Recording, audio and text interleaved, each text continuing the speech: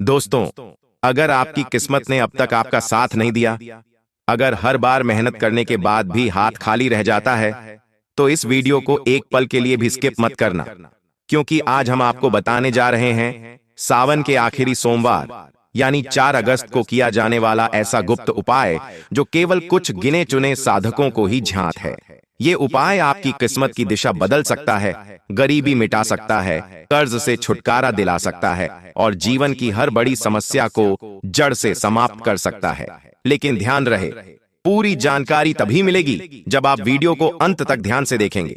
एक भी second miss किया तो पूरा रहस्य अधूरा रह जाएगा। तो चलिए शुरू करते हैं इस रहस्यमयी और चमत्कारी जानकारी के साथ।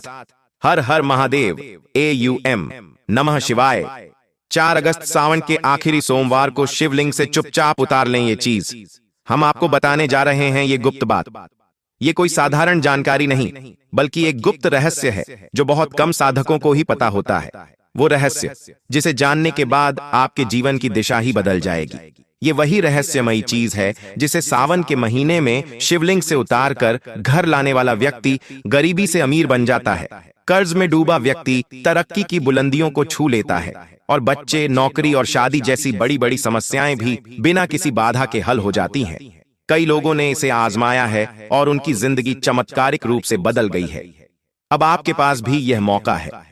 बस थोड़ा धैर्य रखें, अपनी आंखें और कान खोलकर सुनें, क्योंकि हम आपको बताने जा रहे हैं वो 5 गुप्त रहस्य जिन्हें अगर आप सावन के सोमवार को शिवलिंग से लेकर अपने घर तक सही जगह पर रखेंगे तो आपकी किस्मत आपको बुलाने लगेगी। हर हर महादेव, AUM नमः शिवाय। दोस्तों, सावन के महीने में शिवलिंग से ये गुप्त चीज लाने से आपके घर में सभी मनोकामनाएं पूरी होंगी। भगवान भोलेनाथ की कृपा से आपको इतना धन मिलेगा कि आप गिनते गिनते थक जाएंगे, खूब तरक्की करेंगे। दोस्तों, हिंदू धर्म में सावन के महीने का बहुत महत्व होता है। सावन का महीना हिंदू पंचांग का 5वां महीना है। यह महीना भगवान शिव को समर्पित है। इस महीने में भगवान शिव के भक्त भगवान शिव की विधि विधान से पूजा अर्चना करते हैं। सोमवार का महत्व और भी बढ़ जाता है। इस महीने में भगवान शिव की पूजा करने से भक्तों की सभी मनोकामनाएं पूरी होती हैं।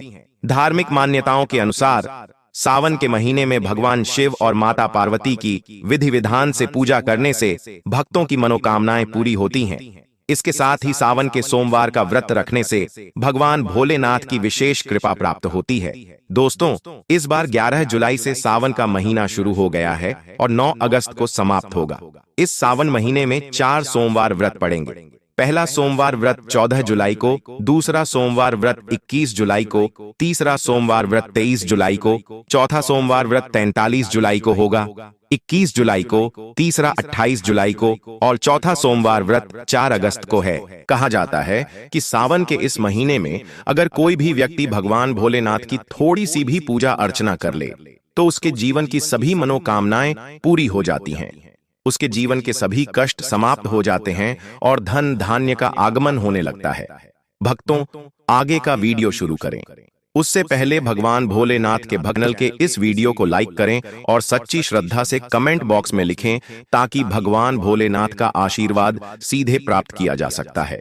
दोस्तों, आज के वीडियो में हम आपको बताएंगे कि सावन के दिनों में आपको भगवान भोलेनाथ के मंदिर जाकर उन्हें क्या क्या अर्पित करना है और वहां से क्या क्या वापस लाना है ताकि आपके घर की गरीबी, दरिद्रता, परेशानियां, कठिनाइयां हमेशा के लिए खत्म हो जाएं।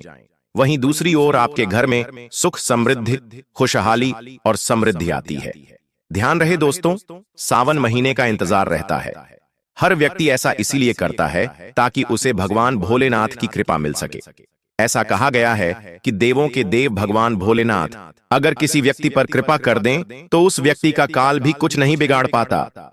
इसीलिए आज के इस वीडियो में हम आपको बताएंगे कि सावन के दिन, जो कि बहुत ही पवित्र दिन होता है, उस दिन आप भगवान भोलेनाथ को कैसे प्रसन्न कर सकते हैं, भगवान भोलेनाथ की कृपा कैसे प्राप्त कर सकते हैं और सावन के दिनों में आपको भगवान शिवलिंग की पूजा कैसे करनी है। उस विशेष उपाय को करते समय आपको भगवान शिवलिंग पर क्या अर्पित करना है और वहां से क्या वापस अपने घर लाना है ताकि आपके घर में कभी भी अन्न और धन की कमी न हो।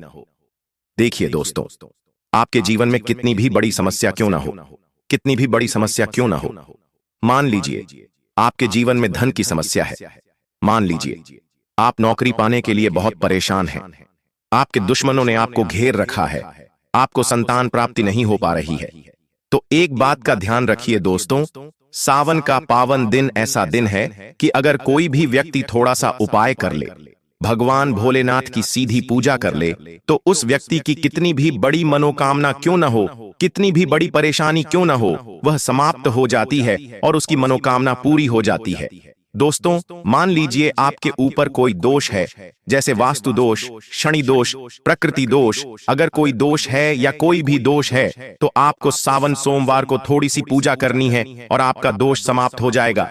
आपके जीवन से सारी परेशानियां दूर हो जाएंगी और जो धन आपके जीवन में आना बंद हो गया था उसका आगमन फिर से शुरू हो जाएगा। मान लीजिए आपके जीवन में कभी कोई परेशानी नहीं आएगी। बस दोस्तों, इस वीडियो को अंत तक देखिए और मान लीजिए भगवान भोलेनाथ की कृपा से आपकी सभी मनोकामनाएं पूरी होंगी और आपके जीवन की सभी परेशानियां दूर हो जाएंगी। देखो, एक बात कही गई है कि जब भी हम भगवान भोलेनाथ की पूजा करें तो हमारे अंदर धैर्य होना चाहिए, हमारे अंदर विश्वास होना चाहिए और हमें विश्वास के साथ भगवान भोलेनाथ की पूजा करनी चाहिए, क्योंकि भगवान भोलेनाथ बहुत भोले हैं। वह किसी भी व्यक्ति की थोड़ी सी पूजा से प्रसन्न हो जाते हैं। इसीलिए दोस्तों, सावन सोमवार के दिन कुछ बातें हैं जो आपको जरूर जाननी चाहिए, क्योंकि सावन सोमवार के दिन अगर आप भगवान भोलेनाथ की पूजा करने जा रहे हैं तो मान कर चलें। दोस्तों, अगर आप कोई गलती करते हैं तो भगवान भोलेनाथ आपसे नाराज हो जाएंगे और आपने सही तरीके से पूजा की होगी तो भगवान भोलेनाथ आपको उसी दिन आशीर्वाद देंगे और उस दिन के बाद आपके जीवन में कोई परेशानी नहीं आएगी। हम आपको एक एक करके सब कुछ बताने जा रहे हैं, इसलिए इस वीडियो को अंत तक जरूर देखें। सबसे पहले आपको भगवान भोलेनाथ के मंदिर जाना होगा। ये सभी उपाय आपको मंदिर में बताए जाएंगे। ये सभी उपाय मंदिर के ही होंगे। देखिए, होता यह है कि बहुत से लोग हमसे पूछते हैं कि गुरुजी, हमारे घर में शिवलिंग है, क्या हम घर पर पूजा नहीं कर सकते? इसका कोई जवाब नहीं है। भक्तों, आपको मंदिर जाना ही होगा, क्योंकि मंदिर के शिवलिंग और घर के शिवलिंग में बहुत अंतर होता है। दोस्तों, इसकी ऊर्जा आपके घर के शिवलिंग से लाखों गुना ज्यादा होती है। इसमें इतनी सकारात्मक ऊर्जा होती है कि अगर आप थोड़ी सी भी पूजा कर लें तो आपको उसका फल तुरंत मिल जाता है और आपके जीवन की सारी परेशानियां दूर हो जाती हैं। तो आज आपको जो भी उपाय बताए जा रहे हैं, आपके जीवन की परेशानियों को खत्म करने के लिए, आपकी मनोकामना पूरी करने के लिए, उस उपाय के लिए आपको मंदिर जाना होगा। और चांद सोमवार को पड़ रहा है, आज सोमवार पड़ रहा है, तो यह दिन ऐसा है, अगर आप इस दिन मंदिर जाकर भगवान भोलेनाथ की पूजा अर्चना कर रहे हैं तो यकीन मानिए दोस्तों, आपके जीवन में कभी कोई परेशानी नहीं आ सकती। पूरा साल आपके घर अन्न और धन का भंडार रहेगा। तो आपको क्या ले जाना है, कहीं लिख लीजिए, क्योंकि दोस्तों, अगर आपसे एक भी गलती हुई तो आपकी पूजा पूरी नहीं मानी जाएगी। दोस्तों, सबसे पहली बात तो ये कि आपको सावन के सोमवार के दिन भगवान भोलेनाथ के लिए जल लेकर जाना है। कई लोग कहते हैं कि गुरुजी, शिव मंदिर में भी जल मिलता है। तो नहीं दोस्तों, आप वहां तभी जल चढ़ाइए जब कोई परेशानी हो, वरना पानी घर से ही लेना चाहिए। आखिर घर से पानी क्यों लिया जाता है, ये भी सुनो। घर से इसीलिए तो पानी लेना पड़ता है ताकि आप अपने घर का जल भगवान भोलेनाथ को अर्पित करें। उस जल के माध्यम से भगवान से जुड़ाव हो जाएगा। उस जल के माध्यम से आप भगवान को अपनी सभी समस्याएं बताएंगे। जब आप उस जल को भगवान भोलेनाथ को अर्पित करते हैं और अपनी समस्याएं बताते हैं तो वह समस्या समाप्त हो जाएगी, इसलिए वह घर से जल लेकर जाएगा। सबसे जरूरी बात, आप जो जल ले रहे हैं उसमें 2-4 बूंद गंगा जल जरूर डालें, क्योंकि बिना गंगा जल डाले आपकी पूजा पूरी नहीं मानी जाएगी। महाशिवरात्रि के दिन आपको जल लेना है, उसमें गंगा जल डालकर 3 पत्तों वाला बेल का पत्ता लेना है। दोस्तों, बेल का पत्ता आपके लिए बहुत शुभ है। अगर एक तरफ आपने 1000 कन्याओं को भोजन कराया है और दूसरी तरफ भगवान भोलेनाथ को बेलपत्र चढ़ाया है तो दोनों बराबर माने जाते हैं, इसलिए बेलपत्र आपको जरूर लेना चाहिए। तीसरा, आपको एक सफेद फूल लेना है। भगवान भोलेनाथ को सफेद फूल चढ़ाए जाते हैं, इसलिए आपको सावन सोमवार के दिन भगवान भोलेनाथ के लिए सफेद फूल लेकर जाना है, जिससे आपको भगवान भोलेनाथ का आशीर्वाद प्राप्त होगा, जिसके बाद आपके जीवन की सभी परेशानियां समाप्त हो जाएंगी। दोस्तों, सावन सोमवार के दिन सफेद चंदन लेना जरूरी है। और ध्यान रहे दोस्तों, अगर आप भगवान भोलेनाथ को दूध चढ़ाने जा रहे हैं तो वो पूरी तरह से कच्चा दूध होना चाहिए। वो पका हुआ दूध नहीं होना चाहिए, कच्चा दूध होना चाहिए। अब और क्या लेना है? देखो, अगर तुम अपनी सारी मनोकामनाएं पूरी करना चाहते हो तो एक डिब्बा लो, उसमें काली मिर्च भर दो और ले लो। देखो, ध्यान से सुनो, मैं जो भी चीजें बता रही हूं, एक डिब्बी में काली मिर्च भरकर लाल कपड़ा लें, उसे धागे से बांधकर अपनी जेब में रख लें और ले जाइए। बस इतना ही लेना है। इस दिन आपको पूजा कैसे करनी है, चलिए मैं आपको बताती हूं, अंत तक ध्यान से देखो। और जो भी बातें तुम्हें बताई जा रही हैं, उन्हें तुम्हें शिवाला से उठाकर अपने घर लाना है ताकि तुम्हें धन की प्राप्ति हो, तुम्हारी जो भी मनोकामना हो वह पूरी हो। भक्तों, आप सबसे पहले मंदिर जाएंगे। सबसे पहले आपको इस बात का ध्यान रखना होगा कि मंदिर जाने से पहले काले या नीले कपड़े पहनकर मंदिर न जाए, वरना आपको भगवान भोलेनाथ का क्रोधित रूप देखना पड़ सकता है। सबसे पहले आपको यह करना है कि एक पतला धागा बनाकर भगवान भोलेनाथ को जल अर्पित करें। भक्तों, ध्यान से सुनो, एक पतला धागा बनाकर भगवान भोलेनाथ को जल अर्पित करें। अब आपको करना यह है दोस्तों कि भगवान भोलेनाथ को चंदन लगाना है। चंदन लगाने के बाद आपको भगवान भोलेनाथ पर 3 पत्तियों वाला बेलपत्र रखना है। 3 पत्तियों वाला बेलपत्र चढ़ाने के बाद आपको भगवान भोलेनाथ को अर्पित करना है। बस इतना करना है कि दूध, अगर आप चढ़ाना चाहते हैं तो दूध भी चढ़ा सकते हैं, बस इतना ही करना है। इतना करने के बाद आपको वहीं खड़े होकर 108 बार बहुत ध्यान से सुनना है। आपको 108 बार एयूएम नमः शिवाय का जाप करना है। या तो आप इसे 108 बार करें या 1008 बार करें। ये 3 ऐसी चीजें हैं जो आपको करनी है। अब आपको क्या करना है? आपने जो काली मिर्च का डिब्बा लिया है, वो काली मिर्च का डिब्बा आपको शिवलिंग से गिरती हुई शिव की धारा, शिवलिंग से गिरता हुआ जल, उसे छूकर वापस अपनी जेब में रखना है। जो लाल पोटली आपने ली है उसे बंद करके वापस रख देना है। अब आपको क्या करना है? जिस डिब्बे में आपने जल लिया था या जिस डिब्बे में आपने दूध लिया था, उसमें आपको क्या करना है? भगवान भोलेनाथ का जल वहीं गिर रहा है। भक्तों, ध्यान रहे कि शिवलिंग का जल नीचे गिर रहा है। आपको उसमें से थोड़ा सा जल अपने लोटे में लेना है। जो जल आपने अपने लोटे में लिया है, उस जल को आपको दोबारा सहेज कर नहीं रखना है। आपको उसे भगवान भोलेनाथ को देना है। जो जल शिवलिंग से गिर रहा है, उस जल को आपको वापस अपने लोटे में ले जाना है। भक्तों, आप सोच रहे होंगे कि वहां बहुत से लोग जल चढ़ा रहे हैं, तो इसकी चिंता न करें, क्योंकि जब भी भगवान भोलेनाथ के शिवलिंग पर जल चढ़ाया जाता है तो वह ऐसा कहा जाता है कि कई देवता अदृश्य रूप में शिवलिंग के पास खड़े रहते हैं ताकि वे शिवलिंग से गिरने वाले जल को अवशोषित कर सकें। शिवलिंग से आपके गमले में तो पानी गिर ही रहा है, बस थोड़ी सी बूंद ले लीजिए। अब आपको क्या करना है? आपने जो जल अपने गमले में लिया है, उसे आपको वापस घर आना है। भक्तों, घर आते ही आपको अपने घर के लोगों पर थोड़ा सा जल छिड़कना है। घर के हर कोने में जल छिड़कना है। घर के मुख्य द्वार पर जल छिड़कना है। आपको इसके साथ ही आशीर्वाद भी मिलेगा। सावन सोमवार के दिन आपके जीवन से सभी कष्ट दूर हो जाएंगे। सावन सोमवार की रात आप अपनी सभी बुरी और अशुभ शक्तियों से मुक्ति पा सकते हैं। जो लोग भोलेनाथ माता पार्वती की पूजा करना चाहते हैं, वे इस दिन अपने घर पर पार्वती जी का शिवलिंग स्थापित करें। इसका जाप करना चाहिए। आप जो भी शिवलिंग रखें, उसे मंत्रों से भी जपते रहें, चाहे वह स्फटिक हो या नर्मदेश्वर शिवलिंग। जो भी रखें, अपने घर में भोलेनाथ माता पार्वती की पूजा करें।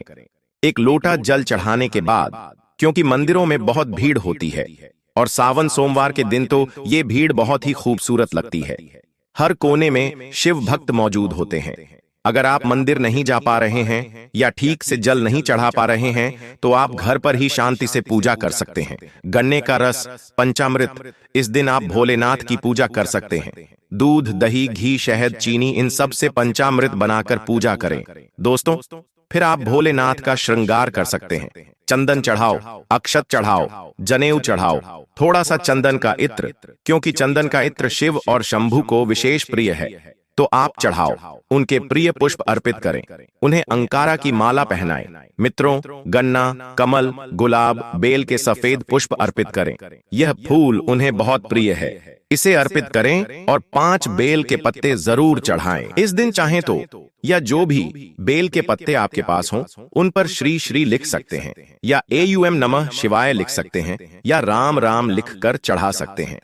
चिकने भाग पर लिखकर सीधे शिवलिंग पर चढ़ाए। इस प्रकार आपको बेल के पत्ते चढ़ाने चाहिए। दोस्तों, आपको इस बात का विशेष ध्यान रखना चाहिए कि बेल के पत्ते कटे हुए न हो। जो व्यक्ति भगवान को अधूरी वस्तु अर्पित करता है, उसे कटे हुए पत्तों के समान कटे हुए फल भी प्राप्त होते हैं। इसलिए कभी भी अधूरी वस्तु अर्पित न करें।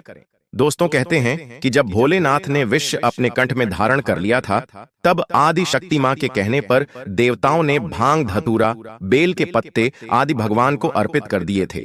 भगवान शिव के सिर पर भांग, धतूरा चढ़ाया जाता था और लगातार जल से अभिषेक किया जाता था, जिससे उनके मस्तिष्क का तापमान कम हो गया था और तभी से भोलेनाथ को भांग, धतूरा चढ़ाया जाता है।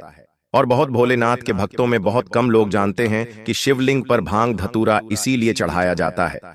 दोस्तों, अगर आपके घर में शिवलिंग है तो आज आप चाहें तो भगवान शिव का त्रिशूल, डमरू भी चढ़ा सकते हैं। भगवान शिव के डमरू की ध्वनि मंगल गुरु से संबंधित है, क्योंकि चंद्रमा उनके मस्तक पर विराजमान है और उनकी परिक्रमा से अनंत आकाश में जटाधारी महामृत्युंजय प्रसन्न होते हैं। और बुध जैसे ग्रह भी हैं जो संभवतः इसमें सहायक होते हैं। तो आज ही यह डमरू चढ़ाए। आप भोले बाबा का डमरू भी धारण कर सकते हैं। अभिमंत्रित करने के बाद आप अपने शरीर पर एक छोटा सा चांदी का डमरू धारण करते हैं। दोस्तों, सावन सोमवार का ये विशेष उपाय न सिर्फ आपको भगवान भोलेनाथ की कृपा दिलाएगा, बल्कि आपके जीवन की तमाम बाधाएं भी दूर करेगा। अगर आपको इस जानकारी ने थोड़ी भी आशा, शक्ति या समाधान दिया है, तो हमारे चैनल प्राचीन ज्ञान को जरूर सब्सक्राइब करें, क्योंकि आगे भी हम आपके लिए लाते रहेंगे ऐसे ही दुर्लभ उपाय, प्राचीन रहस्य और आध्यात्मिक ज्ञान जो जीवन को बदलने की ताकत रखते हैं। वीडियो को लाइक करें, कमेंट बॉक्स में हर हर महादेव जरूर लिखें और इस ज्ञान को अपने दोस्तों और परिवार के साथ जरूर शेयर करें। हम फिर मिलेंगे एक और गुप्त और चमत्कारी जानकारी के साथ। जय भोलेनाथ, हर हर महादेव।